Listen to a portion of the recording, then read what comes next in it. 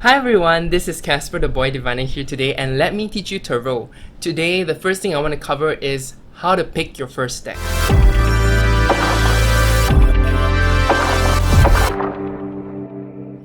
So if you enjoyed this video, please feel free to leave a like and subscribe. If you click the notification bell, you get notifications when I actually upload videos, so that will be really helpful to my channel. Please help out. Thank you so much.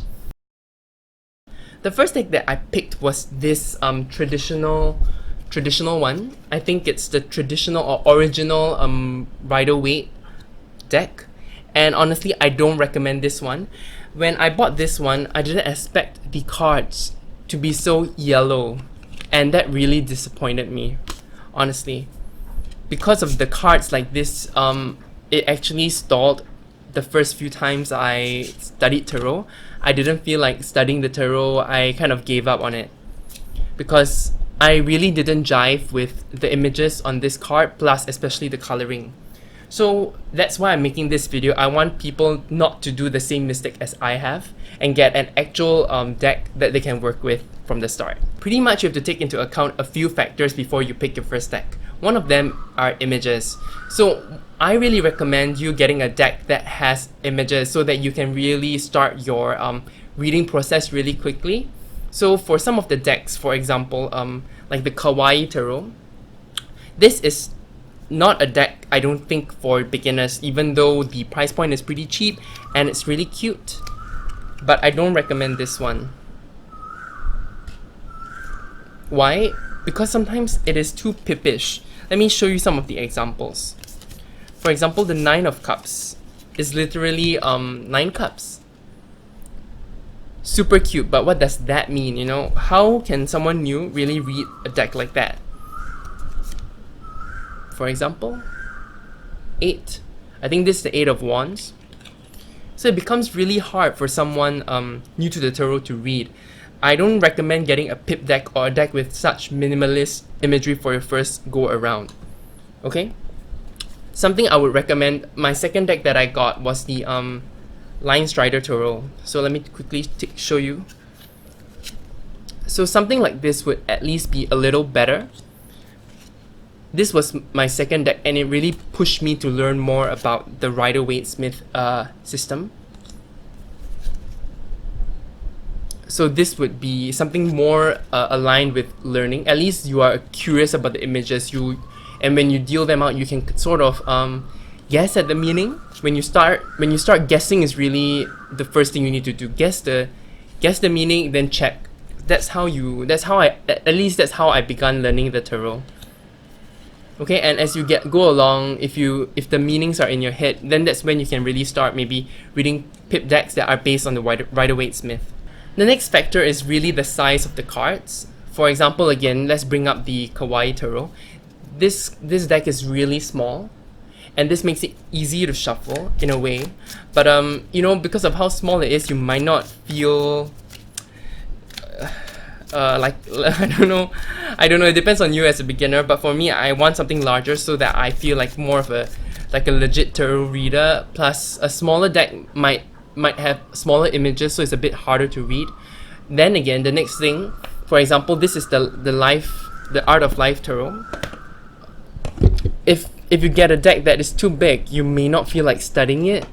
I struggled shuffling with this deck, so I barely use it. So you can see that this one is much bigger.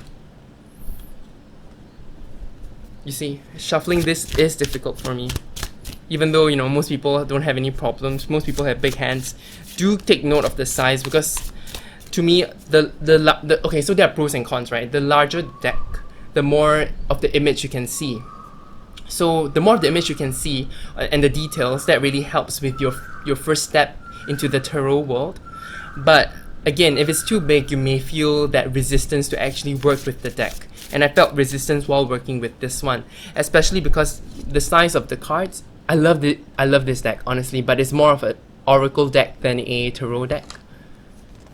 I love the images. I love the quotes at the bottom. I think Charlene Livingstone, I think that's her name, she did a really good job. But for a beginner, I don't think this would be the best way to go because of the size of the cards. Something more standard tarot size would be better. something like again the Line Strider deck, or even if you, I mean, who knows, right? If you do enjoy these images, this is a better size. Okay, what we want to do for beginners is really to lower that barrier to entry to using the decks. Okay, the next factor would be the cardstock. So as a tarot beginner, you don't know what good cardstock feels like, honestly. So I do recommend, if you have friends who are into the tarot and they have a few decks, go and feel them, feel those decks. Go and feel and enjoy the cardstock and try shuffling them. For example, the one I got, the original Wade Smith deck, it is heavily laminated. I feel like it's super glossy.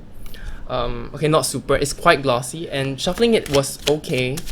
It doesn't feel super great. I got the Line Strider deck, and I know some people love this cardstock, like Boho Tarot, Don Michel from Boho Tarot, but I didn't enjoy this cardstock. It felt a bit mushy for me when I started off, and that was honestly a barrier to entry for me using this deck to learn, because shortly after this one I bought another deck, which you know, it's crazy for a beginner. Why did I buy so many decks when I started off? But the Wild Unknown Tarot has superb cardstock.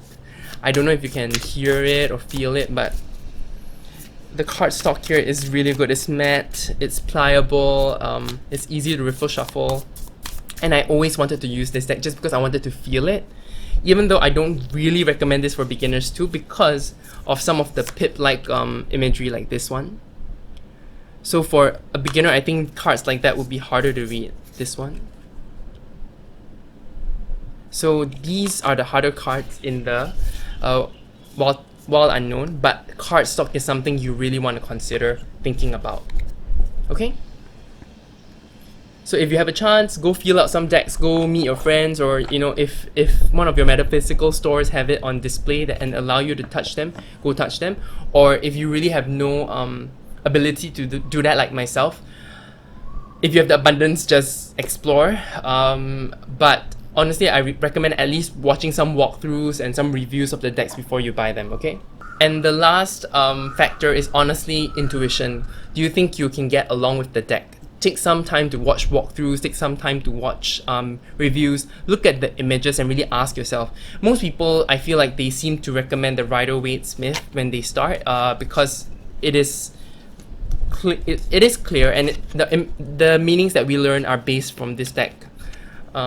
Unless you know you study the Marseille or Thoth, and that's a totally different subject. But yeah, if you don't resonate with this the images here, then don't buy it. Buy something that you feel connected to. Buy something that you feel like you can work with, because that makes you want to continue learning tarot, going through the journey. And as you go along, I can reassure you, because it happened to me. As I went along, I understood how to really empathize or even connect with the Rider-Waite Smith. I do have the borderless edition now, and that one is fantastic. I like the coloring so much better from this deck.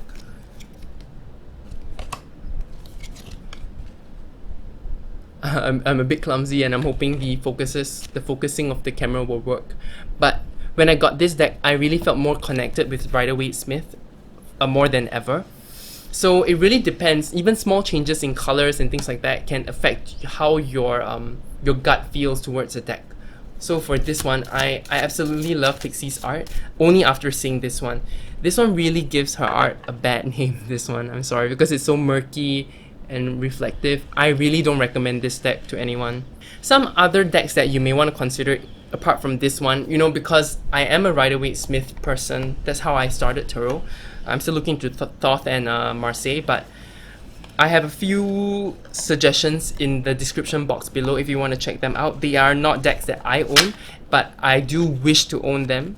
Some of it includes the linen finish one with lovely colors. I do want to get that one someday, but I can't justify ordering another RWS deck.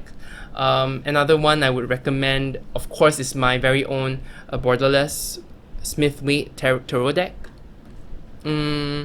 I do like the Modern Witch Tarot. If you're new and you want something more diverse, you should look into the Modern Witch Tarot.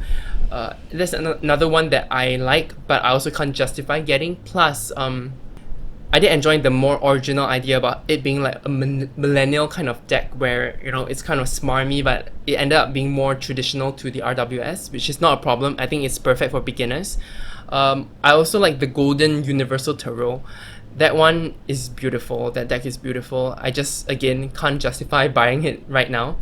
Yeah, and This Might Hurt Tarot is also one that is really hot on the market. And I think it's very Rider-Waite Smith based, so it's something else you should consider if you're a beginner to tarot. Okay, in this whole video, I didn't talk about Marseille decks or Thoth decks. Why? It's because I feel like Marseille decks are hard to learn as a beginner, but I know Tom Benjamin and a few other YouTubers, tarot tubers, feel like you should start with Marseille before going to the RWS because it's purer. That's a matter of debate. I don't agree or disagree because I don't know enough about Marseille to make a comment on that. Also for Thoth, I feel like it goes really deep into things like Kabbalah and Hebrew letters and astrology. So if you do have modalities in that, you may want to look into Thoth.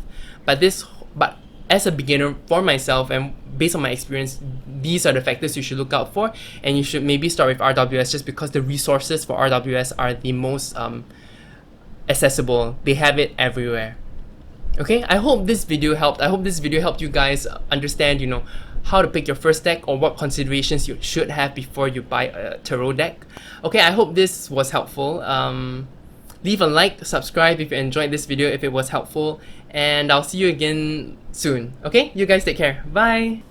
So there are pretty much a lot of factors that. So there are pretty much a few factors you need to take you know. Pretty much you have to take a